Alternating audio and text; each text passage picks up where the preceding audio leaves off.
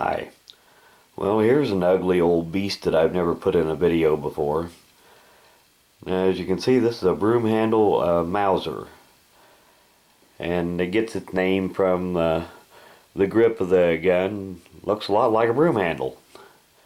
Now, there's lots of variations of this gun. And this one is a early model 1930 commercial. And it's in pretty poor condition, really. As you can see, at some time or other this thing has been really badly rusted up and pitted. And I would guess that it's been sandblasted and then parkerized over the whole mess again. But it is still functional. Now these were first made in, I believe, 1896. And they were made up until about 1938. And you can see there the serial number on this one, and I would guess this was made in the early 30s. See if we can get all the markings to show up here.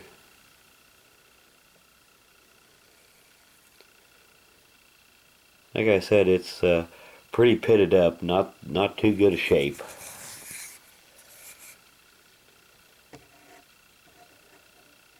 I've had this gun for quite a while. I've only fired it once. I'm not really sure that I trust it all that much considering the condition it's in. Even though it's pretty pitted up on the outside, the bore is not that bad. It's probably a gun that was not shot a whole lot, judging by the condition of the bore. It's probably just set in some arsenal for so long that it just rusted up without care, and sometime or other it was taken out and cleaned up and parkerized and sold off as surplus. Now I can't find any import marks on it, unless that's what this is here. It's hard to really tell. This gun could have been sold off as a military surplus several times. It's hard to tell how, its history. But it's a single action automatic, chambered in 7.63 Mauser, which is a little bottleneck pistol cartridge. Use an 88 grain bullet. And the case dimensions are almost identical to the Russian 30 Tokarev, except that, 7.62 Tokarev, but those Tokarev cartridges are loaded to much higher chamber pressures than the old 7.63 Mauser. And it is a 10-shot magazine, but it's a fixed magazine. Loads from the top. And the safety is here, and it's not what you expect as a safety on most guns. All this essentially does, you can see how it pushes the hammer back away from the bolt. All it does is block the hammer from coming in contact with the firing pin. If you pull the trigger with the safety on, all it does is just block the hammer from coming into contact with the firing pin. It doesn't actually lock the hammer. And this thing has quite a long bolt on it, and the firing pin is maybe the longest firing pin that I've ever seen on an automatic pistol. See if I can get this bolt locked open here. You can see the tail end of the firing pin here goes clear up to here.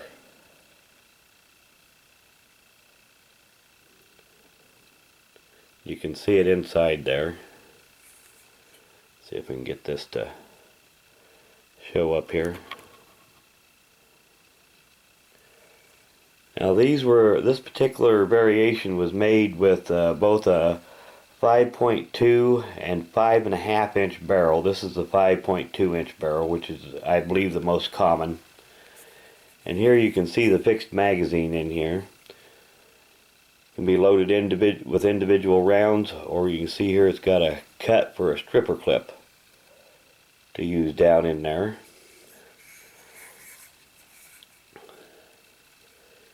And it's got an adjustable sight, which is graduated clear out to 1,000 meters, which is probably pretty optimistic for a pistol.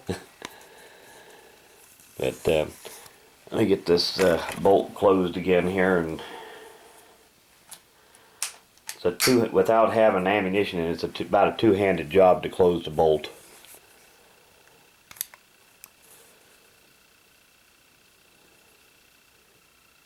But as I said, it is fireable condition, but I've only fired it once in all the years I've owned it, just because I'm not terribly trusting of it. These were not known to be terribly strong guns. Got it more as a curiosity than anything else. It's in such poor condition that you could hardly call it a collector's item, except that it is just an example of the Mauser Broomhandle pistols. And this is a variation that they call a ring hammer. A lot of the earlier ones had what they called a cone hammer that was shaped differently than this. And they also had some that had a large ring on them. There are a lot of different variations of it. Sometime when I'm feeling especially brave, I'll take this thing out and do a shooting video with it. But I wanted to do a quick video with it and give you a little closer look at it. I've never put this one in a video before. And I want to do an end of video shout out. And this one's for ShootFastFun. And I'll put a link to their channel in the description of this video. Get a little free time, go check it out. Thanks for watching.